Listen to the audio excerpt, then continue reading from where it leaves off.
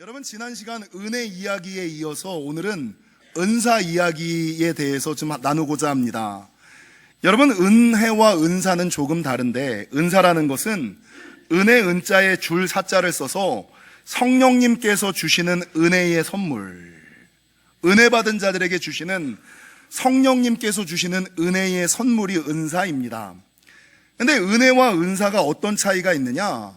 여러분, 은혜라는 것은 모든 이들에게 값없이 주시는 하나님의 선물이라면, 그러니까 은혜는 누구나 다 받는 거예요. 하나님께서 모든 사람들에게 은혜를 허락하여 주세요. 근데 은사라는 것은 조금 더 세부적으로 어떤 목적을 이루시기 위해 각 사람에게 필요에 따라 나누어 주시는 특별한 능력. 그러니까 은혜는 누구나 다 받지만 은사는 하나님께서 그 영혼을 통하여 어떤 의도와 목적이 있는 거예요. 그 목적을 이루시기 위해서 그 사람에게 필요한 신비한 능력, 특별한 능력, 이 능력을 주시는데 이것을 은사라고 이야기를 한다라는 것입니다. 여러분, 은사와 은혜가 어떻게 차이가 날까? 로마서 12장 6절에서 8절을 보면 우리에게 주신 은혜대로 받은 은사가 각각 다르니 혹 예언이면 믿음의 분수대로, 혹 섬기는 일이면 섬기는 일로, 혹 가르치는 자면 가르치는 일로, 혹 권위하는 자면 권위하는 일로, 구제하는 자는 성실함으로, 다스리는 자는 부지런함으로, 긍휼을 베푸는 자는 즐거움으로 할 것이니라. 요 말씀을 통해서 여러분, 은혜는 소명의 단계에서 하나님이 모든 사람들에게 주시는 거, 은혜는 소명의 단계에서 하나님께서 모든 사람들에게 주시는 것이라면, 은사라는 것은 사명의 단계에서, 초기 부르심의 단계가 아니라 하나님께서 어떤 목적, 사명을 맡기기 위하여 이 사명을 감당하는 자들에게, 특별한 부르심이 있는 자들에게 주어지는 것으로 모든 성도가 다 받는 것이 아니라 특별한 목적을 주신 사람들이 받는 것, 이게 은사라고 이야기할 수 있습니다. 은혜와 은사를 좀 장황하게 이야기하니까 목사님 잘 모르겠어요 라고 하시는 분이 있어서 은사를 아주 쉽게 세상말로 표현을 해보면 이렇게 표현할 수 있습니다. 첫 번째, 소질과 재능. 찬양, 성가대에는 은사가 있어야지 돼요. 근데 성가대의 직분을 감당하려면 소질과 재능이 있어야죠. 정도환 목사 같은 사람은 성가대 쓰면 안 돼. 아이, 못하잖아. 소질과 재능이 좀 있어야 되거든요. 근데 소질과 재능이 없음에도 불구하고 가끔 못하는 사람도 서도 돼. 왜 그러냐면, 여러분, 은사의 첫 번째 의미가 소질과 재능이라면 두 번째는 적성이 적성. 그러니까 성가대에 쓰는 게 어떤 사람은 막 힘들고 어려워. 부대껴. 마지못해 죽지 못해서. 근데 어떤 사람은 찬양은 못하는데 성가대에 쓰는 것이 너무 은혜가 돼. 교회 가서 나는 다른 직분보다, 다른 사명보다 나는 성가대는 꼭 지킬 거야. 찬양팀은 꼭 지킬 거야. 이게 그 사람이 어떤 직분에 맞는 소질과 재능이 있느냐, 그리고 적성에 맞느냐, 요 두 가지, 소질과 재능, 적성을 보면 그 사람이 그 자리에 은사가 있느냐, 은사가 없느냐가 판가름이 난다라는 것이죠. 여러분, 이 은사에 대해서 오늘 제가 조금 더 설명을 하고 넘어갈 텐데, 보통 설교자들이 은사에 대해서 이야기할 때는 능력, 신비, 성도들의 호기심을 자극하며 설교를 해요. 지금까지 은사에 대해서 병 고치는 은사, 귀신 쫓는 은사, 능력 행함의 은사, 기적을 일으키는 은사, 다 능력, 신비. 여러분, 이 호기심을 자극하며 은사에 대한 설교를 거의 대부분의 목회자가 하거든요. 근데 여러분, 저는 오늘 능력과 신비, 성도들의 호기심을 자극하여 하는 설교가 아니라 여러분, 성경적인 은사, 먼저 알아야지 되는 은사의 원칙에 대해서 좀 설교하고 넘어가고자 합니다. 여러분, 은사에 대해서 다룰 때 가장 중요한 것은 하나님께서 왜 각 사람들에게 은사를 주시는가, 은사를 주시는 이유와 목적을 아는 것이 제일 중요합니다. 하나님이 왜 나에게 노래를 잘하게 하셨지? 성가대로 세우려고. 왜 하나님께서 나에게 말을 잘하게 하셨지? 복음을 전하게 하기 위하여. 그러니까 하나님께서 왜 그 사람에게 은사를 주셨을까? 그 은사를 주신 이유와 목적을 아는 것이 가장 중요하다라는 것이죠. 여러분, 에베소서 4장 11절과 12절에 보면 그가 어떤 사람은 사도로, 어떤 사람은 선지자로, 어떤 사람은 복음 전하는 자로, 어떤 사람은 목사와 교사로 삼으셨으니, 다 부르심과 맡겨주시는 자리는 틀리고 다르다는 거예요. 그러니까 모든 사람들에게 주시는 은사는 다 달라. 은사는 같을 수가 없어. 어떤 사람은 있을 수도 있고 어떤 사람은 없을 수도 있어. 근데 그 은사를 주신 목적은 동일해요. 하나님께서 각 사람에게 은사를 주시는 목적은 세 가지인데, 여러분, 에베소서 4장 12절, 이는 성도를 온전하게 하며 봉사의 일을 하게 하며 그리스도의 몸을 세우게 하려 하심이라. 그러니까 은사를 주는 첫 번째 이유는 뭐예요? 내 개인의 영혼의 유익을 위하여, 개인 신앙의 유익을 위하여. 그러니까 여러분, 아무 은혜 없이, 아무런 은사 없이 신앙생활 하려고 그러면 여러분, 맡겨진 일은 과중하고 은혜는 없고 은사는 안 나타나면 하나님의 일, 교회 다니는 것이 힘들잖아요, 사실. 근데 힘들고 어려운데 교회 일을 하다 보면 이게 은혜가 있어. 할렐루야. 싸우러 오신 거 아니시잖아요. 아니, 하나님의 일을 하는데 이게 은혜가 되네. 여러분, 하나님의 일을 하다 보니까 내가 예전에 발견하지 못했던 능력이 나타나. 내가 하니까 영혼들이 기뻐해. 교회가 부흥해. 하나님 나라가 확장돼. 그러니까 여러분, 신앙생활 할 때 하나님께서 믿음의 사람에게 주시는 최종적인 은혜와 축복은 날마다 더하시는 하나님의 은혜, 날마다 새롭게 하시는 하나님의 축복이잖아요. 근데 날마다 무엇을 더하시고 날마다 무엇을 새롭게 하시냐면 은혜와 은사를 더하시는 거예요. 그러니까 신앙생활하고 믿음생활하는 것이 여러분 매일같이 그냥 어쩔 수 없이 다니는 것이 아니라 교회 가는 것이 신이 나는 거야. 봉사하는 것이 기쁨이 되는 거야. 순종하고 충성하는 것이 능력이 되는 거야. 그래서 하나님께서 개인 신앙의 유익을 위하여 은사를 허락하시는 거예요. 여러분, 두 번째 하나님께서 은사를 허락하신 목적은 봉사의 일을 하게 하며, 여러분, 이 은사는요 개인의 유익만을 위하여 사용되어져서는 결코 안 되고, 이 은사를 가지고, 은사를 주신 목적은 어떠한 목적을 이루기 위하여 각 사람에게 필요에 따라 주시는 신비한 능력, 목적을 이루는 거. 이게 사명 감당을 위하여, 사명 감당을 우린 쉬운 말로 봉사하게 하기 위하여.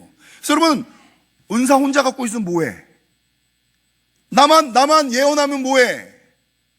나만 방언하면 뭐해? 이 방언과 이 신비와 이 능력을 가지고 내가 유익이 되고, 여러분, 맡겨주신 사명을 감당해야죠. 누군가 영혼에게 봉사하고 교회에 봉사하는 일로 연결되어져야죠. 세 번째, 은사를 주시는 이유와 목적은 첫 번째, 개인 신앙의 유익을 위하여, 두 번째, 사명 감당 봉사를 위하여, 세 번째, 그리스도의 몸을 세우려 하심이라. 그리스도의 몸이 뭡니까? 교회가 세워져야죠. 여러분, 내 은사가 교회의 부흥과 성장으로 이어져야지만 하나님께서 그 은사자에게 은사를 주신 이유와 목적이 있다라는 것입니다. 근데 사람들이 대부분 이 은사를 호기심에 관련하고 능력과 신비의 관점에서 접근을 하다 보니까, 여러분, 왜 주님께서 나에게 그런 은사를 주셨는지를 알지 못하고 은사를 사용하다 보니까, 은사는 양날의 검이거든요. 잘 사용하면 맛있는 음식, 풍성한 영혼을 누리며 살아가거든요. 근데 이걸 잘못 사용하면 어떻게 돼요? 내가 다치고 남을 죽여요. 은사를 잘못 사용하면 내가 다치고 남을 죽여요. 그래서 은사를 그냥 신비와 능력과 여러분 호기심의 관점에서 접근하는 지금까지의 관점에서는 조금 놀라가서, 왜 하나님께서 은사를 주시는가, 은사를 주시는 이유와 목적을 분명히 알아야지 된다는 거죠. 여러분, 은사를 잘못하는 사람들의 결국을 몇 가지 말씀드리면, 은사 받은 사람들은 첫 번째, 개인적으로는 교만에 이를 수가 있습니다. 나 은사 받았어. 자기만 받았나? 다 받았지. 그리고 여러분, 자기가 받고 싶어서 받았나? 하나님이 어떤 목적에 의하여 주신 거지. 그럼 내가 잘나서 준 거예요? 하나님께서 선물로 주신 거예요? 하나님께서 필요에 따라 주신 것이지, 뭐 내가 잘나서 주시는 게 은사입니까? 인식이 잘못. 그러니까 은사를 받으면서 교만으로 흐르는 게 첫 번째 문제예요. 두 번째, 여러분 이 은사를 앞서 말씀드려서 양날의 검이라 그러는데, 이 은사를 잘못 사용해서 자기 영혼 다치는 거는 뭐 자기 책임이니까 어쩔 수 없지만, 이 은사를 잘못 사용하면 자기가 다칠 뿐만 아니라 다른 영혼들을 죽여요. 그래서 은사자들은 은사를 정말 조심스럽게 사용해야지 돼요. 그리고 더 나아가서 개인에게 문제를 주고 타인에게 문제를 주고, 은사자들의 가장 문제는 뭐냐? 교회의 분란으로 이어진다는 거죠. 교회의 유익, 그리스도의 몸이 세워지고 교회가 부흥하고 으쌰으쌰 기도하고 헌신하고 충성하고, 이게 아니라 여러분 교회의 질서가 깨지고 분란이 일어나는 계기로 쓰여지는 것이 모두 은사는 정말 위험한 것이다. 그래서 한국교회뿐만 아니라 세계교회의 모든 이단 사이비들의 출발점, 교주들의 공통점은 뭐예요? 다 은사자였어. 모두가 다 은사자였어. 근데 이 은사를 말씀에 비추어서 활용해야지 되는데, 말씀 붙잡지 않고 신비와 능력과 호기심의 관점으로 이게 접근하다 보니까 자기가 잘못됐는지도 모르게 여러분 잘못된 은사를 활용하여 끝내는 교만과 다른 영혼의 죽임과 교회의 분열의 앞잡이가 되는 결국을 경험하게 된다라는 것이죠. 그래서 은사를 받은 사람은요, 은사의 이유와 목적을 알아야지 되고, 제일 중요한 것은 내가 받은 은사가 하나님께서 주신 참된 은사인지를 검증하셔야지 돼요. 그리고 내가 그 은사를 하나님의 방법대로 사용하고 있는지를 검증하셔야지 돼요. 어떤 것들로 검증할까? 첫 번째는 말씀의 검증을 하셔야지 되고요. 좀 전에 말씀드렸던 은사를 주신 이유와 목적에 합당하게 내가 사용하고 있는지를 검증하셔야지 되고요. 이 은사를 통하여 어떤 열매, 바른 열매가 나타나는지를 검증하셔야지 되고요. 최종적으로는 내가 받은 은사가 진짜인지 가짜인지를 확인하려면 시간의 검증을 통과하셔야지 됩니다. 성경 베드로전서 4장 10절은 이런 말씀으로 해요. 각각 은사를 받은 대로 하나님의 여러 가지 은혜를 맡은 선한 청지기 같이 서로 봉사하라. 이게 무슨 말인지 잘 모르겠잖아요. 근데 요 베드로전서 4장 10절을 가장 잘 번역한 성경은 공동번역 성경이에요. 공동번역 성경은 이 베드로전서 4장 10절을 뭐라고 해석하고 있냐면, 각자가 받은 은총의 선물이 무엇이든지, 이게 은사잖아요. 각자가 하나님께 받은 은총의 선물이 무엇이든지, 각자가 받은 은사가 무엇이든지 간에 그것을 가지고 서로 남을 위해서 봉사하십시오. 은사의 목적은 뭐예요? 다른 영혼의 섬김입니다. 각자가 받은 은총의 선물이 무엇이든지 그것을 가지고 서로 남을 위해서 봉사하십시오. 그리하여 하나님께서 주신 갖가지 은총을 잘 관리하는 사람이 되십시오. 여러분, 은사를 잘 관리하는 사람이 되시기를 축원합니다. 그래서 은사를 잘못 관리하면 이단 사이비 교주, 처음에 출발은 좋았는데 끝은 어둠이었던, 끝은 문제로 연결되는 일들이 있다. 그래서 여러분, 내가 받은 은사가 진짠가 가짠가를 확인하는 성경의 기준이 세 가지가 있죠. 이건 뭐 제가 맨날 하는 설교 아닙니까? 첫 번째가 뭡니까? 그 은사의 동기가 무엇이냐? 사랑이냐? 두려움이냐? 자기이익이냐? 그래서 여러분, 내가 가지고 있는 은사가 부어지고 은사를 활용할 때 하나님에 대한 사랑이 여기서 나오면 진짜 은사예요. 근데 그 은사를 활용하는데 나뿐만 아니라 내 은사를 받는 그 사람이 두려움에 잡혀 가짜입니다. 은사는 사랑이 베이스가 돼서 내가 그 사람에게 예언의 은사를 하든 내가 그 사람에게 어떤 은사를 전하든지 간에 전하는 자나 받는 자가 하나님의 사랑을 경험하여 오히려 더 하나님을 의지하고 오히려 더 하나님께 기도하고 오히려 헌신하고 충성하는 자라면 그 은사가 진짜죠. 근데 전하는 자도 아이고 벌 받을까 봐, 아이고 교회 안 나가면 다칠까 봐, 이 두려움을 베이스로 한 은사는 다 마귀가 주는, 사단이 주는 은사라는 거죠. 여러분, 그래서 고린도전서 13장 1절에서 3절은 내가 사람의 방언과 천사의 말을 할지라도 사랑이 없으면 소리나는 구리와 울리는 꽹가리가 되고, 내가 예언하는 능력이 있어 모든 비밀과 모든 지식을 알고 또 산을 옮길 만한 모든 믿음이 있을지라도 무엇이 없으면, 사랑이 없으면 아무것도 아니요.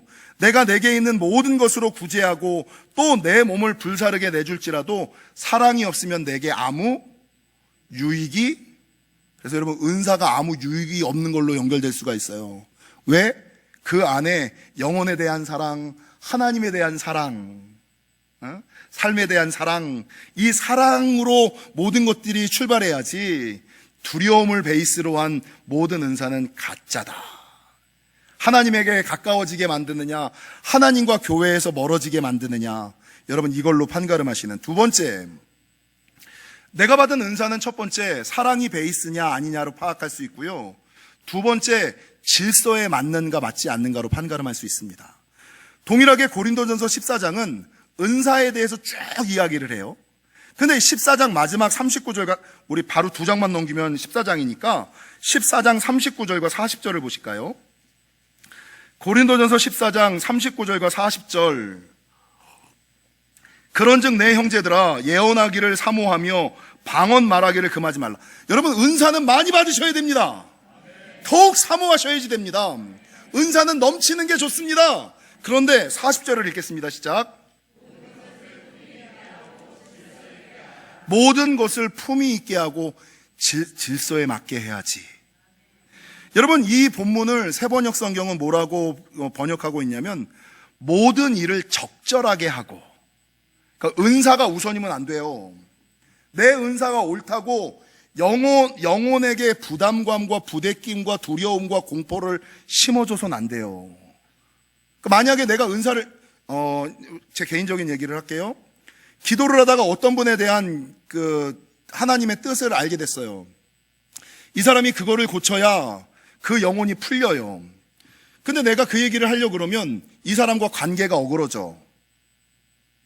마음이 상할 거야. 문제가 생겨. 그러면 여러분, 은사 받은 사람이, 어떤 사람은 그래도 자기가 하나님께 들은 음성이라고 가가지고, 내가 어제 기도하다가 하나님께서 전하라고 하신 말씀인데 집사님 그러면 안 돼요. 집사님한테 하는 얘기 아니에요? 권사님한테 하는 얘기 아니에요? 권사님 그렇게 사시면 안 된대요. 여러분, 이게 맞아요? 아니죠. 이게 진짜 은사가 사랑이 베이스가 되고 질서가 베이스가 된다면, 여러분, 만약에 그분이 집사님이라면 교회 담임 목사님에게 묻는 게 중요하고요. 질서에 맞게끔 먼저 그 사람이 내 말을 들을 수 있게끔 충분히 중보기도 하고 관계를 형성하고 좋은 분위기 속에서, 집사님 내가 어쩌다가 그랬는데 전해도 될는지 모르겠어요. 근데 한번 전해볼게요. 근데 좀 잘 들어. 이게 맞죠. 자기가 들은 음성이라고 냅다 그냥 낼름. 아니죠. 질서에 맞게 적절하게 질서 있게 행해야지 된다. 세 번째, 그 사람이 받은 은사가 진짜인지가 가짜인가는 교회의 덕이 되는가 해가 되는가를 판가름하면 됩니다.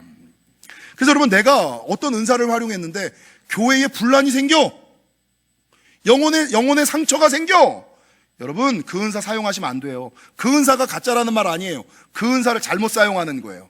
그 은사 사용하시면 안 돼요. 여러분, 은사라는 것은 앞서 말씀드렸던 세 가지 기준, 사랑의 베이스가 되느냐, 질서에 맞게 내가 은사를 사용함으로 말미암아 영혼과 교회에 유익이 되고 도움이 돼야지.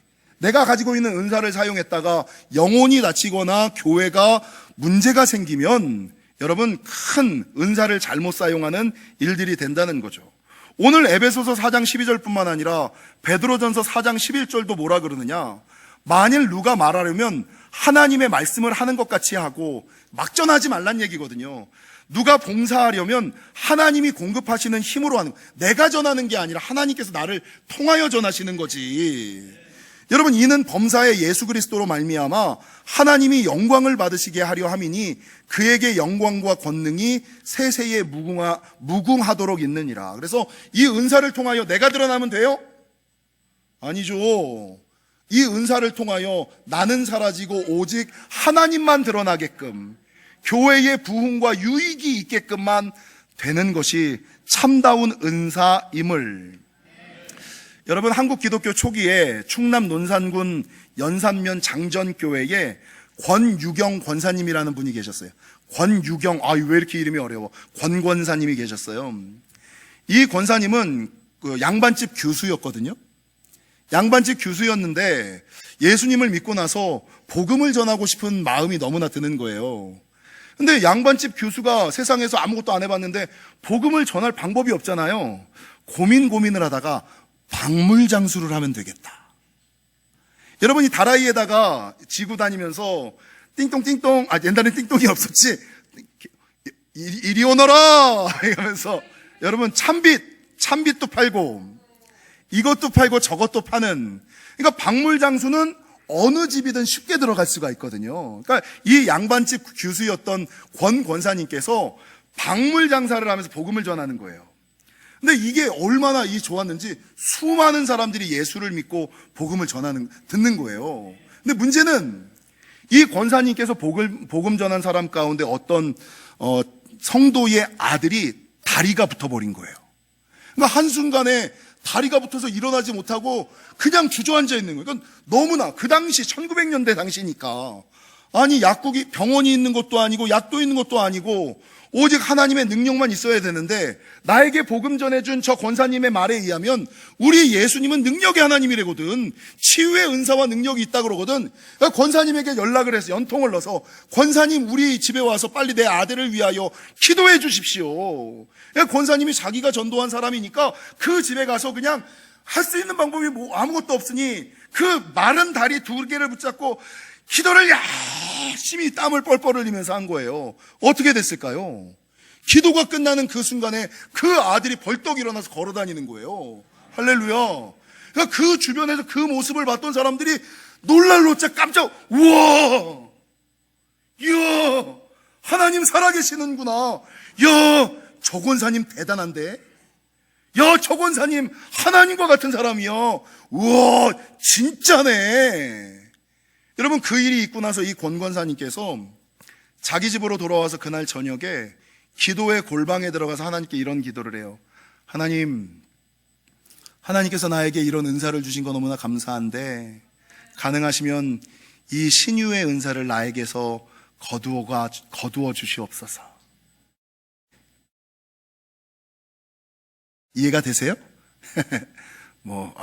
손만 대면 귀신이 떠나가게 하시옵소서, 이게 아니라, 하나님, 주신 은혜와 은사는 너무나 감사한데 이 은사를 저에게서 거두어 주옵소서. 이 은사 때문에 제가 교만해지고 사람들이 하나님을 바라보는 것이 아니라 저를 바라봅니다. 그런 은사라면 하나님 저 쓰고 싶지 않습니다. 야, 이게 믿음 아닙니까? 이게 신앙 아닙니까? 그리고 이 권권사님은 일평생 자기가 가지고 있는 은사를 사용하지 않고 그냥 순수하게 복음만 전하는 전도자의 삶을 살았다라는 것이죠. 사랑하는 성도 여러분, 은사는 영혼의 유익과 사명 감당, 교회의 덕을 세우기 위한 목적으로 주어졌음을 기억하시고, 자칫 은사를 잘못 사용하면 개인의 교만, 다른 영혼에게 상처, 교회의 분란으로 이어짐을 좀 기억하시고, 은사는 사모해야 되는 것이지만 잘못 사용하면 양날의 검처럼 나도 다치고 남도 다치는 것임을 좀 기억하시고, 은사를 사용하실 때는 오직 사랑을 동기로 질서에 맞게 내 은사가 교회의 덕이 되는가 덕이 되지 않는가, 요 3가지를 좀 분별하시면서 은사를 활용하시는 저와 여러분이 되시기를 주님의 이름으로 간절히 축원합니다. 여러분, 성경 고린도전서 12장, 로마서 12장, 에베소서 4장, 베드로전서 4장은 수많은 은사에 대해서 이야기를 해요. 오늘은 제가 신비, 능력, 호기심에 관한 설교는 안 합니다. 근데 이 성령의 은사를 보면 성령의 은사는 2가지로 나뉘어요. 우리가 너무나 잘 알고 있는 지혜의 말씀의 은사, 지식의 말씀의 은사, 믿음의 은사, 병 고치는 은사, 능력 행함의 은사, 예언의 은사, 영분별의 은사, 방언의 은사, 통변의 은사, 축사의 은사, 이런 것들은 외적인 은사예요.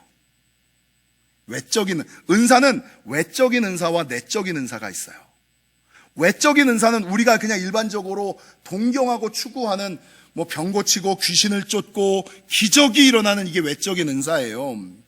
근데 성경에는 은사가 성령의 은사뿐만 아니라 성령의 열매라는 이름으로 내적인 은사가 있다라고 얘기를 해요. 이 내적인 은사는 갈라디아서 5장 22절과 23절에서 얘기하는 성령의 열매로 사랑의 은사, 희락의 은사, 나도 모르게 교회 생활이 기뻐. 힘들고 어려운데 걱정이 안 돼. 여러분, 하나님께서 그 사람에게 그 문제를 넘어서라고 희락의 은사를 부어주시는 거예요. 여러분, 화평의 은사. 진짜 일은 산더미인데 마음이 평안해. 내가 그 구역에 가면 사람들이 기뻐하고 문제가 안 일어나. 여러분, 오래 참음의 은사. 남들은 이 정도 하면 그냥 획하고 교회를 나가버릴 텐데, 아니 이 정도 문제인데도 믿음 지키고 말씀 지키고 그냥 굳건하게 참을 수가 있어. 자비의 은사, 양선의 은사, 충성의 은사, 온유의 은사, 절제의 은사. 이거를 여러분 앞서 보이는 외적인 은사들은 성령의 은사라 그러는데, 이런 내적인 은사들은 성령의 열매라 그래요. 그러면 이게 무슨 차이가 있을까요? 성령의 은사는 외적인 은사로 사명을 감당하게끔 주시는 거예요. 사명을 감당하라고 주시는 게 외적인 은사야. 내적인 은사는 사명을 감당한 자에게 주시는 열매예요. 여러분, 외적 은사가 높아요. 막 병 고치고 귀신을 쫓고 방언을 하고 통변을 하는 사람이 높아요.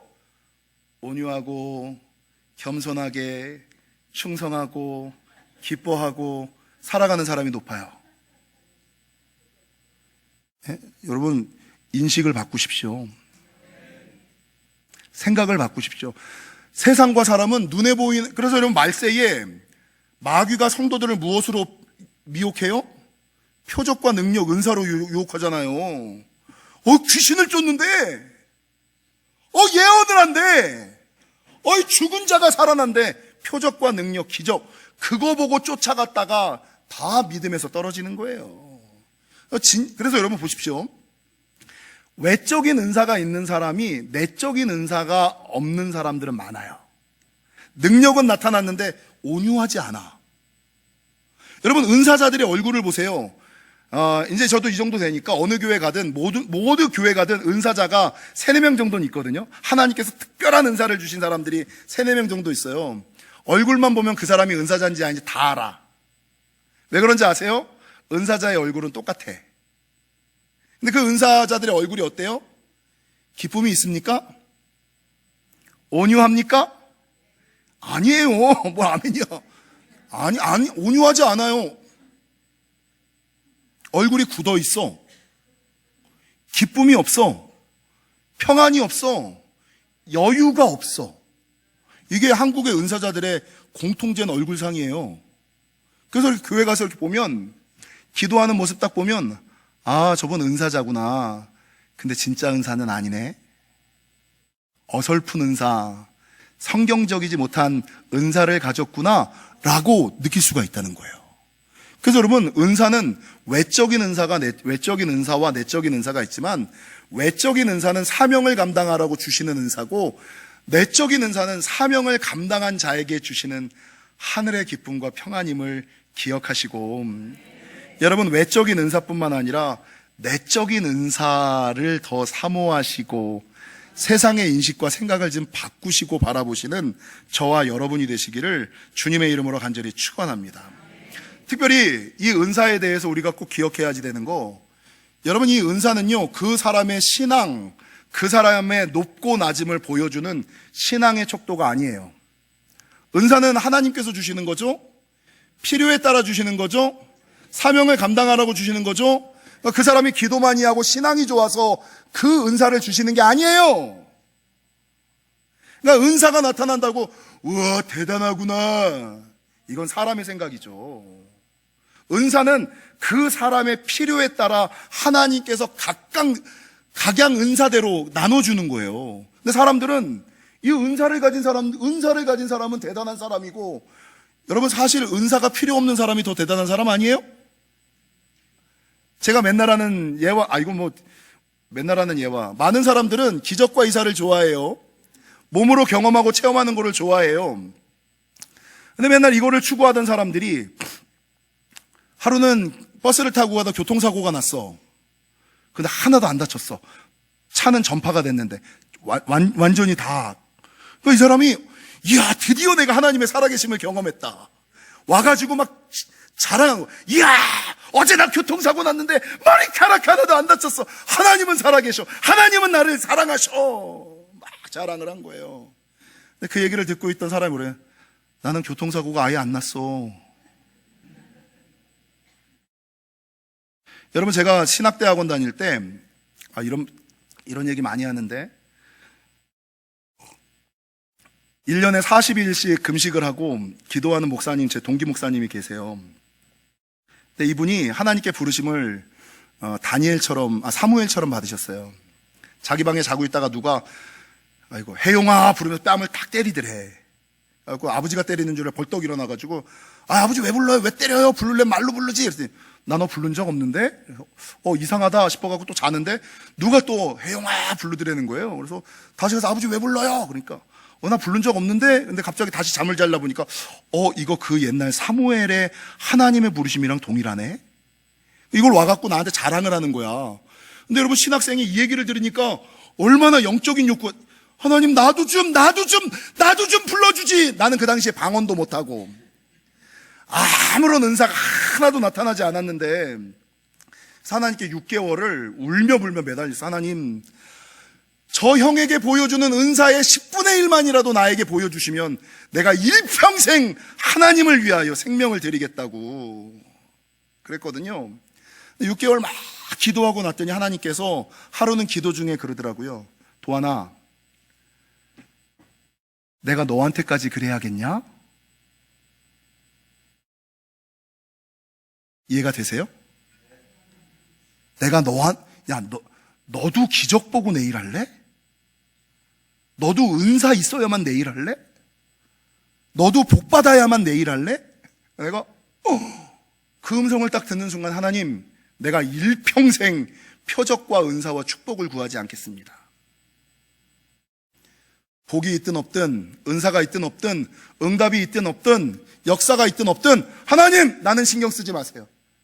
나는 이제 무조건 하나님, 아무 증거를 필요로 하지 않, 하나님이 나는 무조건 하나님의 일을 할 테니 나는 신경 쓰지 마세요. 다른 사람들, 그냥 필요로 한 사람들에게 은사, 은총, 응답, 역사 보여주세요. 그때부터. 그러고 나니까 하나님께서 은사를 막 열어주시더라고요.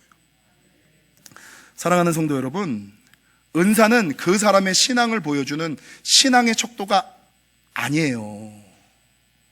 필요에 따라 나눠주는, 오히려 믿음이 별로 없으니까 그거 가지고라도 좀 예수 좀 잘 믿으라고 주시는 걸 수 있어요. 그래서 그래서 여러분, 은사는 자랑하는 게 아니에요. 아는 사람들은 그거 보고 대단하다 그러지만, 아는 사람들은 아이고 아직도 은사놀이 하는구나 이러고 있어요. 아직도 은사놀이 하는구나. 은사가 있어야지만 예수 믿는구나. 교회를 다니는구나. 이렇게 해요. 여러분, 은사는 자랑하면 안 되고, 제일 중요한 거, 은사는 누가 주신 거예요? 하나님께서 어떻게 주셨어요? 값없이 주신 거잖아요. 내 은사로 말미암아, 그 은사로 말미암아 개인의 이익으로 연결돼서는 안 돼요. 그래서 내가 은사 있다고 기도해주고 돈 받아 먹는 것들은 다 가짜예요. 내가 거저받았으니 너희도 거저주어라. 예. 하나님께 내가 거저받았는데 왜 나는 그게 내 거야? 나를 통하여 하나님이 역사하시는 거지? 왜 내가 드러나려고 그래? 왜 내가 이익을 취하려고 그래? 여러분, 내가 드러나면 안 되죠. 오직 하나님만. 그 은사를 통하여 여러분, 내가 개인적인 이익과 유익으로 연결해서는 안 된다라고 성경은 증거합니다. 사랑하는 성도 여러분, 고린도전서 12장 31절, 너희는 더욱 큰 은사를 사모하라. 내가 또한 제일 좋은 길로 너희에게 보이리라 라고 말씀합니다. 그래서 은사를 사모하시되, 모든 은사를 누리시되, 은사를 주시는 이유와 목적, 참된 은사의 검증, 활용, 이것들을 기억하시고 신비와 능력과 호기심을 관점으로 은사에 접근하지 마시고 말씀의 베이스를 가지고 은사에 접근함으로 바른 은사, 큰 은사 가지시는 저와 여러분이 되시기를 주님의 이름으로 간절히 축원합니다.